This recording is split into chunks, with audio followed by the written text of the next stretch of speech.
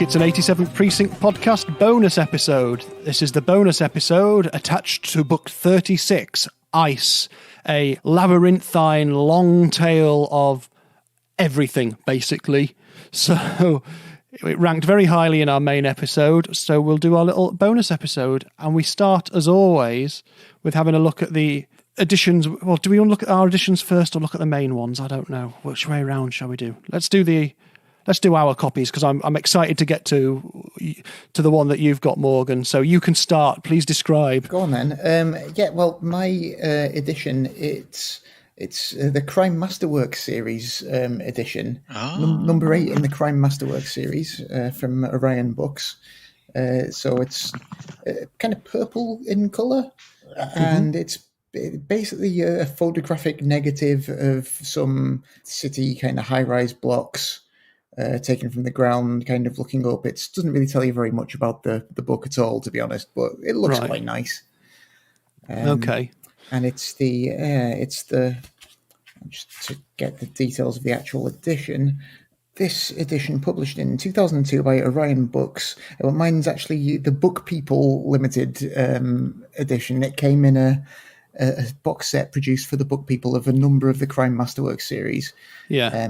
Which my dad had, and which he then passed on to me. So I got this and The Laughing Policeman, my first Martin Beck novel, and Choir Boys by Joseph Wambaugh, and a number of other things all at once in 2002, which was a great day. Yeah, that's not a bad haul at all, is it? And so, photographic negative of City. Yeah, that's it, basically. Okay, what edition have you got, Steve-O?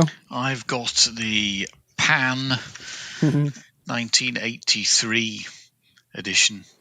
So it's a gold stripe pan that says a new 87th Precinct mystery on the front. Yeah, and it's £1.95 on the back. Well, funnily enough, I have that, but I have 2 copies of it for some reason. I think I was buying one for my brother and then realised he'd already got it. So I've got essentially the same one. And, well, do you want to describe the cover, Steve-O, for the artwork? An icy gun that's emerging out of a block of ice with some light pinging off its barrel. Yes. It's reasonably well done, isn't it? It's not a bad cover, actually, this one. I think it's quite, conceptually, it's quite a nice idea. An ice sculpture of a gun, photographed, as always, by Colin Thomas. Indeed. I've got 2 copies of it. So, and I thought they were identical because they both say Ice, and they're both a new 87th Precinct mystery, but one retailed for £2.50 and one retailed for $3.99. All right, must be just later re-releases then, mustn't they? Well, I can tell you that the one that cost £2.50 was the 4th printing, and the one that was $3.99 was the the 8th printing. And I found one more thing that's different between them, and that is on the list of also by Ed McBain in the front cover. In the earlier one, it lists the McBain brief, but they've misspelt it, and it's the McBrain brief. McBrain, I like it. That's great. The Nico McBrain brief. Definitely. And in the later one, they've just removed that from the list. Rather than correct it, they've just taken it out. Excellent. So, original editions then. Shall we begin with US Hardback? Yep. I'll describe this one. I'll take this difficult challenge on. It's a black cover. It's the word ice in sort of raised letters, or made to look like carved diamond edges. And then it just says a major new novel about the world of the 87th Precinct in red underneath it. It's a bold statement, but it looks more like an advert than a book cover. It does. Yeah. It really does. So that's what it looked like originally. It's bold, let's put it that way. Do you want to describe the US paperback, the next one, somebody? Which is that the one with the guy blasting through, peeping through a hole? It is, yeah. Yeah, and that's got some blocky lettering carved out of ice. And then there's a man with a gun peeping through a hole. And a little trickle of blood. A little trickle of blood, and he's peeping through, but you can't really see him. Whose blood is it supposed to be? Well, I think he's cut himself on the ice. Well, it can be sharp, can't it? Yeah. And that can't be the perpetrator of this crime, because that guy in no way is a bloody undergraduate student. He looks about 45. Yeah, not got the right type of gun either, I don't think. No. From my very limited understanding of guns. So that's just somebody who's just chanced upon the photography session, I think. He's just ruined hours of building an ice sculpture of the word ice and smashed it. Just a bit. It's an interesting one. What do we think then? Any good? Well, that one. Yeah. Quirky. It looks all right. It looks more like it should be for the cover of like a graphic novelization of Ice rather than the actual book, I think. It's quite cartoony. Yeah, it is. I quite like the next one. Yeah, do you want to describe that, Morgan, the next one? This is the UK hardback. So the one, it looks like it's actually sort of Ed McBain just in blocky blue letters at the top, and then Ice kind of like it's in big black blocky letters but buried sort of under ice. Does it look like? Frozen in a block of ice. Yeah. Some wads of cash, which are also kind of encased in this ice. And what else is going on in there? It's quite hard to see, really. Are there bags of powder in there too, or am I imagining that? Well, I think there might be, but it is, like I say, it's very hard to see. It's an intriguing image. It's mysterious, just like the plot. Quite. No, that's not bad, that one. Yeah, it's okay. It's okay. I understand why that is what it is, which is not something you can always say about these book covers. And the last one is the UK paperback, which we've described as Steve and I have that copy, which is the Ice Sculpture Gun, which I think is possibly my favourite of all of those. Yeah, really. It's a good one. They all bear more relation to the book than my edition anyway, so they've done well. Yeah, excellent. Do you want to do a book huffing? Yep. Go on, Steve. You open the huff. Medium huff, I would say, for that. Medium. Morgan, do you want to try out your more modern edition? Yeah, it's starting to get just a little kind of sweet mustiness about it. Yes. Nice when they're sweet, aren't they? Well, it's a different paper stock, isn't it? And I've got two to check on here, so everyone will have to bear with me. I'll start with the slightly newer one. Ooh. Oh, that's a slight, to utilise a phrase I think you've used before, Steve, it's like perfumey tang to that. It's quite nice. I'll make sure I do the same page in the other one. Perfumey tang. Yeah, you're always saying that, I'm sure. And I'll do exactly the same page and just check. Same page. It's not. They're very, very similar and quite nice. I'm quite happy with those. So everyone can rest assured. Our copies are all nicely smelling and nobody's been upset. Whew. Well, let's have some more life in 1983.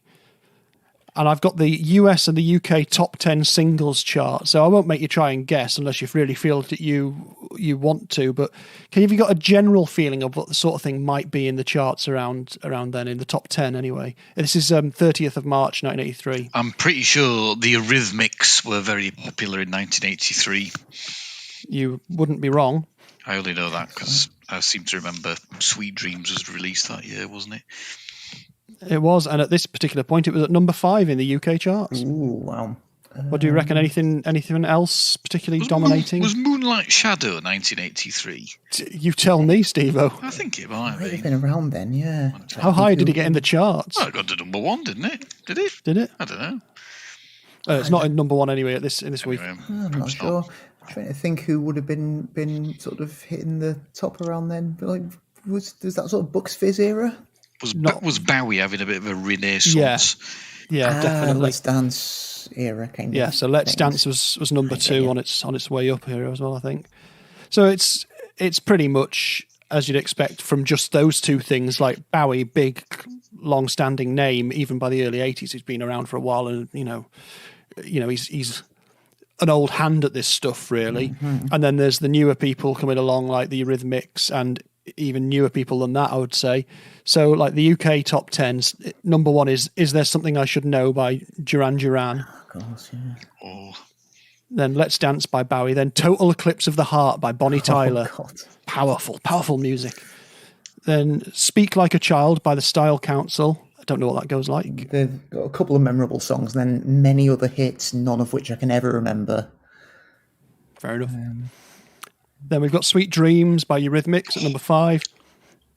And a thing at number 6 called Boxer Beat by Joe Boxers. The Joe Boxers were Joe all right, Boxers? actually. Yeah, kind of like a bit sort of like mod throwback, kind of slightly new wavy, moddy kind of stuff. They're okay. They had their moments. Fair enough. And number 7, Don't Talk to Me About Love, Insist Altered Images. Oh, what a cracker. Why didn't I remember that? Excellent. Yeah, that's all right. But at number 8 is Rip It Up by Orange Juice. Oh, all the Scottish indie sneaking in there. Yeah. Number 9 is Na Na Hey Hey Kiss Him Goodbye by Bananarama. Oh, brilliant. And number 10 is Rock the Boat by Forest. I don't know who Forest are with 2 R's. No. So that's what was going on in the UK. And yeah, there's a bit more rock in the American charts at this point. But a lot of pop as well. So we've got Billie Jean is at number 1. Oh, aye. But we've got some British influence because number 2 is Do You Really Want to Hurt Me by Culture Club, followed by Hungry Like the Wolf by Duran Duran at 3. Then Lionel Richie getting quite, what's the word, enigmatic with a song called You Are. I am what, Lionel? I just do not know. We've got The Pretenders, who are back on the Chain Gang at number 5. Oh, yeah. And we've got a Kenny Rogers and Sheena Easton song at number 6. We Got Tonight. They've Got Tonight, or We've Got Tonight, They've Got Tonight. And number 7, Mr. Roboto by Styx. Oh, amazing. And then that's just above Separate Ways, Worlds Apart by Journey. Oh, crikey. And we've got One on One by Daryl Hall and John Oates at number 9. And a Golden Earring song at number 10 with Twilight Zone. A golden earring song that isn't Radar Love. I know, I'll never catch on. That's why it's called Twilight Zone, because it's just too much of a mystery how it's not Radar Love. There was an interesting time in terms of the charts there, because there's still there's a bit of a rock influence. The UK's got a lot of indie in there. Yeah. A little bit of novelty, a bit of, yeah. So Kind of all over the place, isn't it, really? Yeah. And I don't think we've had a showing of British bands in the American charts for a little while. So it's, interesting. Culture Club up at number 2. Yeah, and so there Duran sneaking in there too, yeah. Absolutely. Interesting stuff. So that was music, and we've skipped through that quite quickly because I want to get onto films and TV. 1983 in films, fellas. What was it? What was going on? Return of the Jedi. Quite simply, the biggest grossing film of the year, obviously. With a very stupid end. It's almost like Star Wars doesn't learn from its previous mistakes, but there's already 8 billion podcasts with people moaning about Star Wars things, so we'll leave that for other people. There's a few interesting ones in the sort of top 10 ranking films. Terms of Endearment was a huge one. Flashdance. Oh, gosh. Trading Places. See, I didn't know that was quite as big a film as it was. We get to War Games. Oh, crikey, and a Bond film. Octopussy. There's 2 Bond films in 1983. And Never Say Never Again. Well, Octopussy is the one in the top 10. And then there's Never Say Never Again. Yeah. The year of the Battle of the Bombs. But Octopussy won, basically. Yeah, I've been to Udaipur, where a lot of that's filmed in India. Ooh. Watched it on like a VHS on like a massive old telly whilst eating my tea. They like to show it repeatedly. It was great. An immersive experience. But as Bond film goes, it's very, very silly. It's extremely silly, isn't it? Yeah, love it. It's amazing how with Bond you can almost pick out any film to a point and say, that's what people think of when they think of Bond. But it's because that's the weirdness with the franchise. So a lot of people, Octopussy is like, well, that's Bond. It's weird. It's silly. Is that the one with the Q disguised as a crocodile or something? And, yep. There's someone who uses a yo-yo with razor blades on it, and something like that. And then it's got the tennis player who fends people off with a tennis racket. And then a guy with a big blunderbuss gun on top of an elephant. Oh, God. Yeah. Q disguised as a crocodile. Those are the ingredients you need to make $68 million at the box office. There we go. Yeah, and the other Bond film, that's pretty ridiculous as well. Isn't it just basically a really, like a remake of Thunderball? Yeah, it is, yeah. Kevin McClory. He was one of the original writers, I think, producers, and then he was allowed to make his own version 10 years after Thunderball was released, and so he eventually got it, and he did it with Sean Connery, who looks about 65 years old. Yeah. He looks really old. He's not the most dynamic Bond in that one, is he, by any means? No. But, yeah, so that was at number 6 in the top 10 films of the year. Then we have Sudden Impact at 7. Oh, yeah. We have Staying Alive at 8. Ooh. We have, at number 9, we have Mr. Mom. And number 10, Risky Business. Yeah, there's not a huge amount going on, really, is there? No, it's all a bit franchisey or genre-y, I think, at the point. But there's some great TV comes out in 1983, which is what I wanted to get to, really. Mm-hmm. In the US, we have the debut of, are you ready for this? The A-Team. Oh, right, yeah. Well, what's his name? Was on the A-Team, wasn't he? Yeah, Culture Club man. Yes, he was, yeah, Boy George. Yeah. So there's a good crossover. But yeah, the A-Team was one of the constants of our lives growing up as kids, wasn't it? You know, it was it's brilliant. Absolutely. Let's see what they do to the van this week. And yeah, you can talk endlessly about that. But, I used to have little A-Team figures, little sort of 4-inch articulated figures. And I used to play with them in the garden, and I used to take photos of them using the film camera. So Mum would send off the film to get developed, thinking it was photos from a holiday or whatever, or a break. And it'd come back, and there'd be all these. And I wasn't doing anything exciting with them. I was literally just standing them up on a wall and taking photos of them. Yeah, they were quite good. I had loads of those. Got all the baddies as well. Colonel Decker, Native American dude as well. I remember him. He was good. Drive around in the A-Team van. Excellent. Yeah. So big part of growing up in the 80s. That, as was the next one, which was a cartoon called He-Man and the Masters of the Universe. Oh yeah. Which I still love to this day. Yeah. I watched a very good documentary about that on Netflix a few months ago. Yeah, there's been a couple of bits on Netflix. There's the Toys That Made Us series, and there is the documentary specifically about this. Yeah, have you seen it? I've seen it, yeah. Yeah, it's quite good. It's one where the toys came first, didn't it? And then they kind of made the cartoon to sell the toys. Yeah. And they all kind of got totally out of control with all these millions of things that these fellows were just inventing that were just totally bananas, basically. Yeah, it did get very bonkers very quickly, but it's got a place in a lot of people's hearts, as does She-Ra, which I really loved. I remember seeing the She-Ra movie in the cinema in Scarborough when I was a kid, and I've just finished watching the last series of the new She-Ra that's been on Netflix, and it's been absolutely brilliant. So it's amazing the legacy that these things have and how long they can last.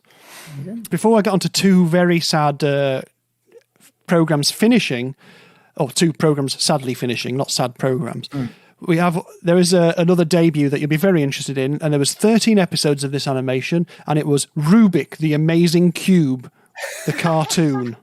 Oh my God. Wow. If anyone's ever seen this, just let us know, because it baffles me. I don't think it ever got over here. How do you get 13 episodes out of that? Endless narrative possibilities. 13 minutes, I think you'd be doing well. Can you imagine what actually happens in it? I really can't. No, well, clearly... He's searching for something to get all the colours all on, maybe. Well, actually, the cube does come to life. So the cube is called Rubik in this, and he comes to life when you get the sides all lined up properly and a little face on him. And I just looked at one of the pictures of it, and I thought, I never want to see that in my life. And I love cartoons. I'm going to look that up now. What was it called? Rubik, the Amazing Cube. We're just going to take a moment while Steve-O looks it up. Oh my God, that looks awful. There we go. That was the right response. Looks like it's got like a Smurf face. Oh, it's horrible. It's just not right. That cube ain't right. No. But yeah, no one's been rushing, like demanding a Blu-ray of Rubik the Amazing Cube. Not yet. I don't think so. Maybe after this episode goes out. But yeah, 2 shows in America that end. We have the last episode of MASH, which remains, I believe, the most watched episode of TV ever, with 125 million viewers. Yeah. And we have Pray Silence for the last ever episode of Quincy M.E. Oh God, did he get sacked eventually? No, he didn't get sacked. Due to going beyond his jurisdiction. Probably got retired off, wasn't it? Yeah, he got passed off somewhere else, a bit like Turn 'em Loose Bruce got shoved around the system. I can't show what happens at the end of Quincy. Went and got bogged down in jurisdictional issues somewhere else in the country. No, I've definitely seen the last episode of Quincy because I've seen all episodes of Quincy, but off the top of my head... Does it end plot-wise, or does it just end? I think it might. I think he might end up just going off with his wife, his new wife at the end. Am I right? I don't know. Oof. Go on, I can't believe I can't remember. You've blanked it out. Must have been he must have got sacked then, mustn't he, if you can't remember? No, I'm just pretending it never ended. I'm just still making up new episodes every week in my head. That's why. Awful end. Just the last episode just opens with him on a slab.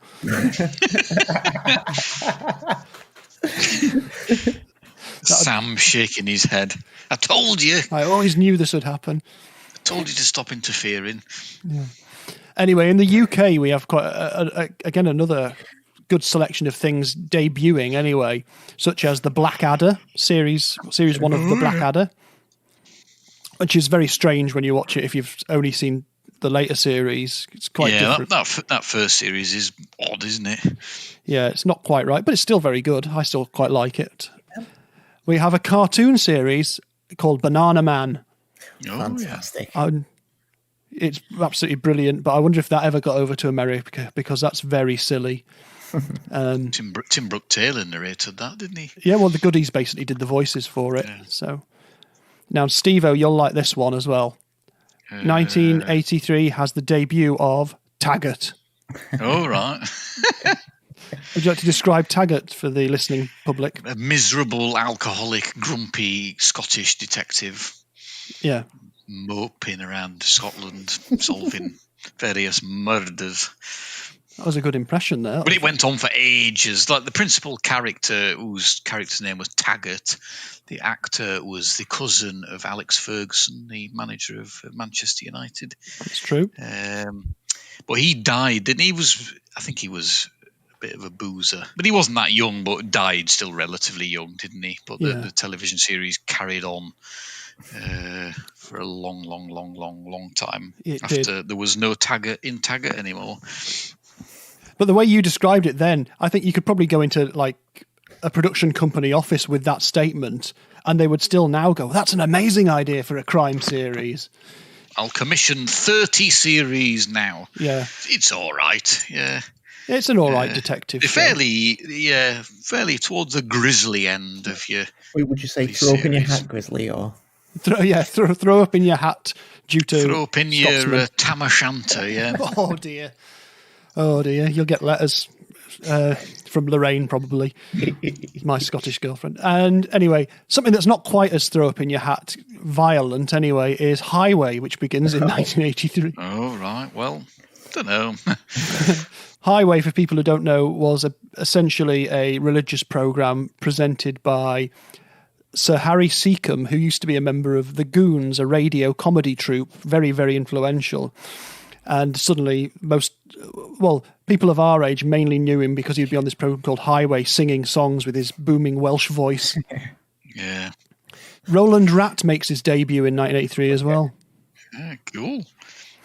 He was on Breakfast TV, which was a TV program called TVAM, which was struggling to retain viewers. And they introduced a puppet rat called Roland Rat and became a smash hit That was it. That's what it took in '83. Yeah. With Errol the Hamster and Kevin the Gerbil. We used to talk like that. Yeah, Kevin the used to talk like that, didn't he? He literally became a superstar. He was a puppet who became a superstar in the UK. It's hard to fathom, really. There's a Roland Rat album as well where all the characters have different songs. And Kevin the Gerbil has a song about a pink bucket, which is some weird dub reggae number. It's the most baffling thing. Nice. So I recommend anyone from abroad who doesn't know who Roland Rat is to at least look up Roland Rat and marvel at what we were enthralled at in the UK in 1983. So one thing I didn't mention, I don't remember this, but it's got quite a reputation. Channel 4 started a program called Mini Pops. Oh, yeah. I've never heard of it. I've seen clips of it after the fact. I didn't see it at the time. Like just kids singing pop songs of the day, was it? Basically? Yeah. It's on the list because it ended in 1983. I think it started in 1982, but it didn't last very long because not only were they singing hits of the day, they were also dressing them up like the pop stars. So there was like these hypersexualized outfits put on these kids, and people thought, this ain't right. Even in 1983, people thought this ain't right, which is it must be bad. So yeah, it lingers only in terms of reputation rather than anything else for being a strange experiment into the world of kids singing pop songs, which really, who wants that anyway, even at a basic level. So did you guys pick something from 1983, an album and a film that you would like to recommend?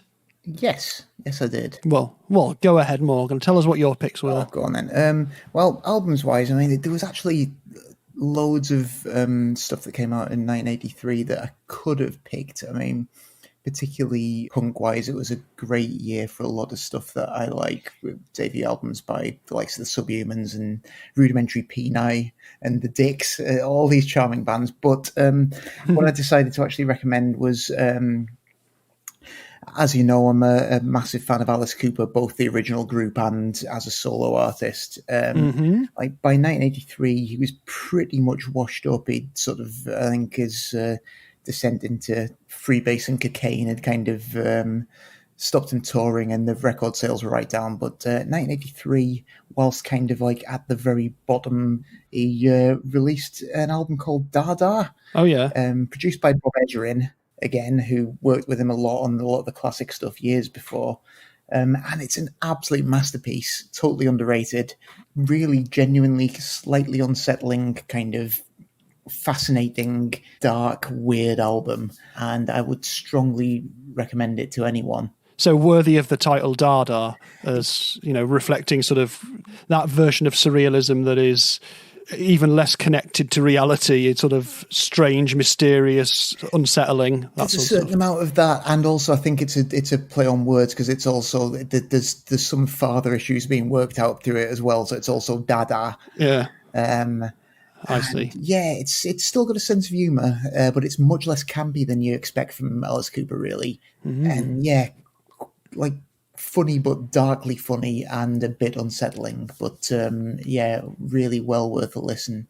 And then obviously after that he had a few years off to get sober, and then came back as the born again Christian kind of horror pantomime that we all know and love today. But it's sort of the last really great Alice Cooper album.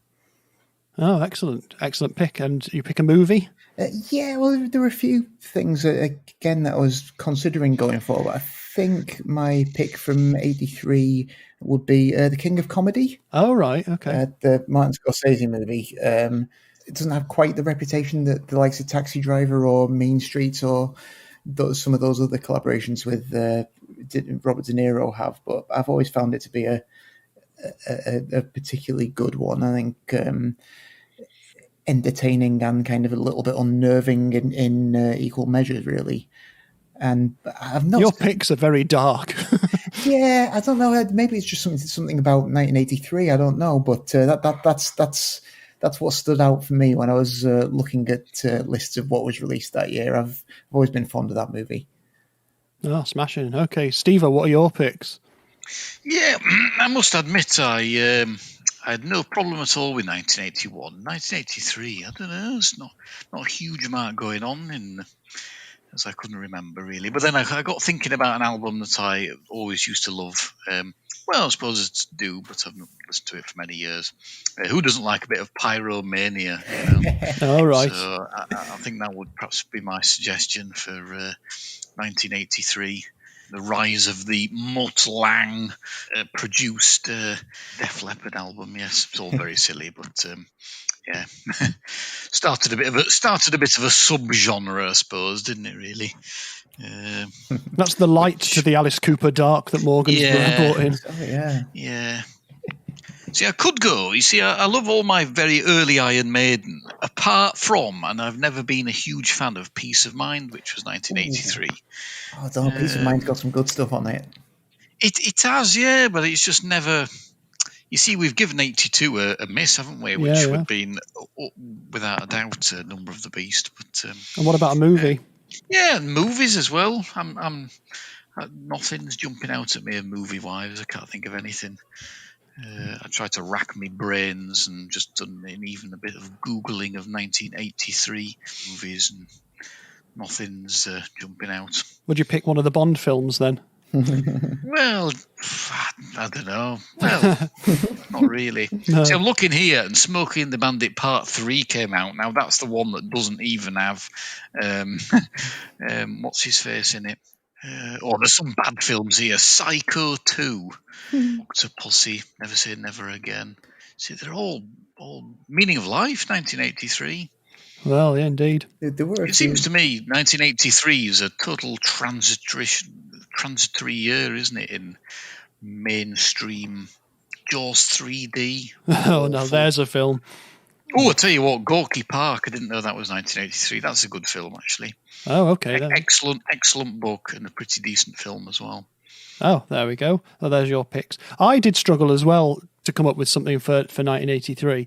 And although Monty Python's Meaning of Life came out as a film, and I do love it, I really, really do, I've picked as my album Monty Python's Meaning of Life, the album, just because the songs in it are so good. It's really nice to hear them like on a record, as well as it's got loads and loads of the stuff from the film literally just on the album. It's not one of their most conceptual albums, but it is a pretty weird retelling of the film in terms of the way they frame it. But I just like the songs so much. They're so nicely put together that it's nice to have that as an album. So I've picked that as an album, which leaves me without a film. But I ended up picking War Games. Yeah, that's a good film. I used to be obsessed with it because it was about computers, and I used to be obsessed with the notion of computers, and also the idea that computers could talk to each other through this thing called a modem. There was the sequence in the film where he essentially hacks into the school computer and changes his grades on the thing. What's the game called? Falcons? Oh, I can't even remember what the game's called. But Falcons something or other. It's the fact that he goes and he finds the password for the day for this computer, and it's pencil. And so I always joke whenever I'm putting a password in now, I say out loud to myself while I'm tapping away, pencil. So there you go. I like that. So Matthew Broderick. Well, Matthew Broderick in Ferris Bueller's Day Off hacks into the school computer in that film as well, doesn't he? Changes his grades. Oh, blimey! I'm probably getting the two. Attendance record. I'm probably getting the two confused as well now. That's the amazing thing, because I don't particularly like Ferris Bueller either. Oh, Ferris Bueller's great. Yeah. Yeah, it's called Falcon. Oh no, I'm fine. That's right. That's okay. Yeah, Falcon's Maze is the name of that's thing. the one. Yeah, they have to go. They have to go and find him on his island or something in some woods, don't they? Yeah. To help him stop the nuclear destruction of the world. Yeah. So as far as computer games based computer-based films go, War Games is still up there. War Games, and then a little later on, there's a film called, I don't know what year it came out, a film called Daryl, data analyzing robot youth life form, which I like because it's sort of got a technological aspect to it. And he flies in the Lockheed Blackbird. So what more could you ask for? It's your favourite Matthew Broderick computer hacking movie. It's just Bayek. Anyway, I think we've given enough recommendations for 1983, a difficult year. But, you know, if you feel you want to escape from the imminent threat of nuclear disaster, either in domestic fuel supply or from Soviet attack, then you can settle down with Alice Cooper's Dada before you pop off and watch Octopussy. God. Jesus. Then you'll come to the conclusion that you've not really missed much. Yeah, be praying for the missiles. Anyway, okay, that's our bonus episode for this week. I hope everyone's enjoyed that little bit of nonsense, and we'll be back with lightning before too long. So I'm going to say ta-ra. Goodbye. And fairly well.